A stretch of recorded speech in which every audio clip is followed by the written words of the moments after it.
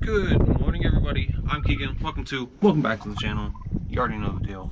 And today we're a bit more awake. Woke up early and got to removing pedal assembly and the steering rack.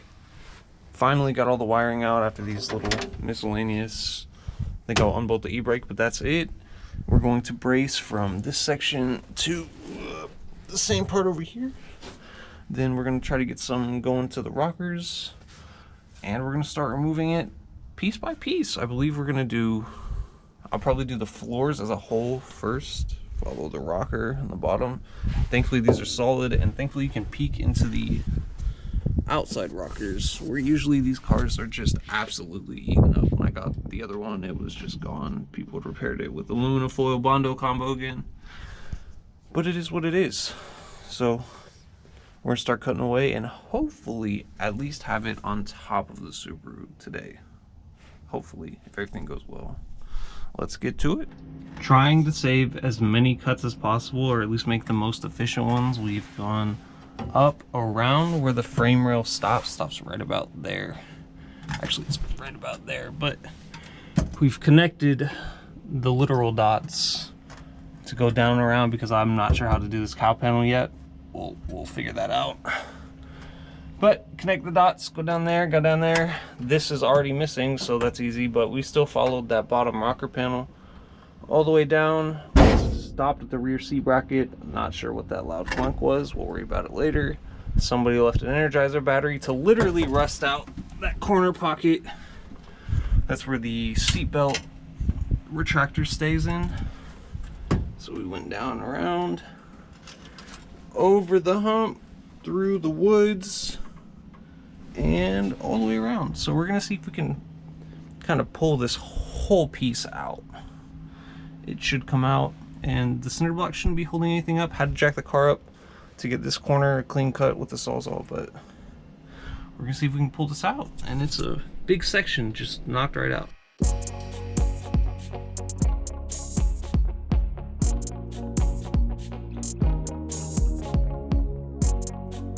And she's out.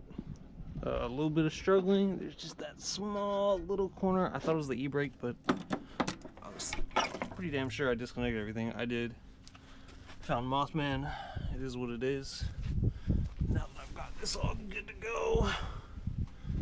Ah, yes. How to fit a 6'5" person into a Datsun. Almost outgrown Japanese cars, goddammit. But she's out. I'm pretty happy with, again, the shape of these down low. I'll clean this up with the grinder. It's real fast, just hard push, and she'll clean right up. Now is the back half. I started these towers because I wasn't sure where I was going to put this brace, and I watched the brace work because this side dropped down and this side didn't want to drop down, and it kind of held everything level instead of just kind of, you know, not. We'll probably put on a longer blade. Let's see if we can get the angle. You can see there's a little bit of light coming through over there, but I think it's just not long enough to go through that bottom portion on both sides. There you can see it real well.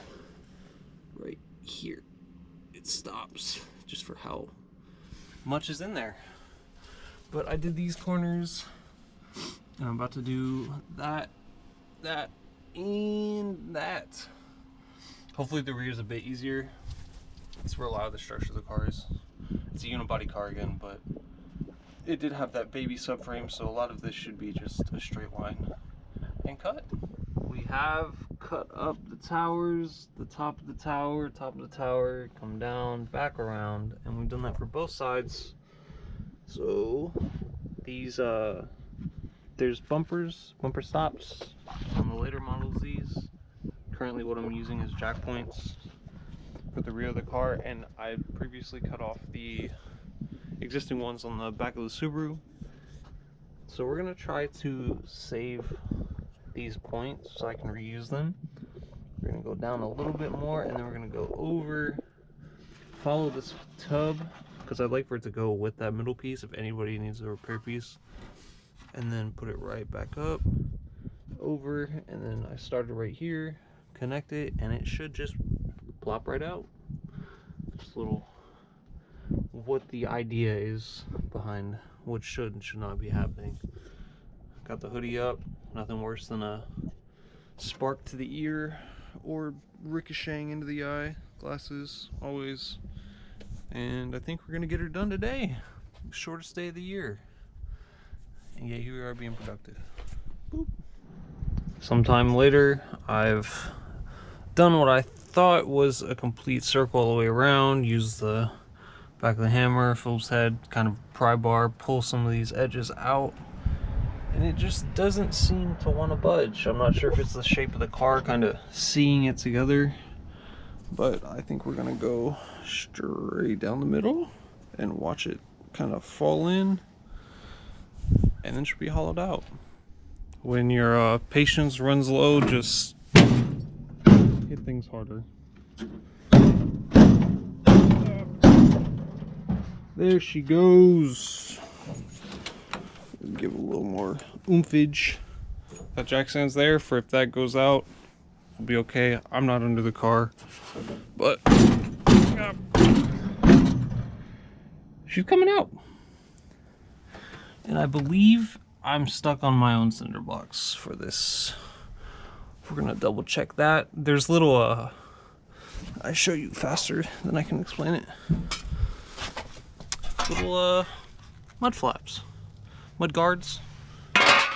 And that's what was holding part of this side on. And I'm sure it's doing the same thing over there. So I'm gonna get that real fast and then we'll do a quick inside of the car. Here she is, hollowed out. Only have a little bit of lip to deal with in a lot of these areas.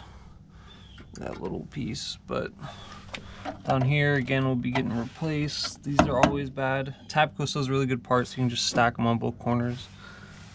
That's what we did before. Try to leave a little bit more material back here, that way it's just easier to clean up. Left that, I wanted this piece. It's pretty big. Chris in BS for Build, when he skinned his Z, he also left this piece just because of how thick it is, rigid in the back. And we got really a lot of this. Glad we got to leave these little bumpers, push-throughs. This piece is kind of meant to crumple in this little zone, and it's just held up by like 3/15. This is the same side over there. Let's go through my jungle gym. Up. Rockers, solid.